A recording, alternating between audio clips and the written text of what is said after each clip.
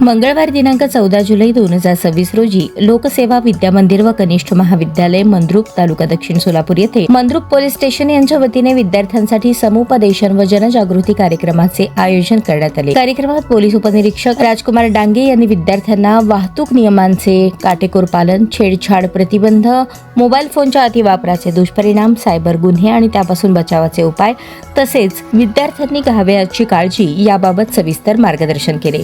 कार्यक्रमाच्या प्रारंभी प्राचार्य घाटे सर आणि कुमठेकर सर यांच्या हस्ते राजकुमार डांगे यांचा पुष्पगुच्छ देऊन स्वागत व सत्कार करण्यात आला।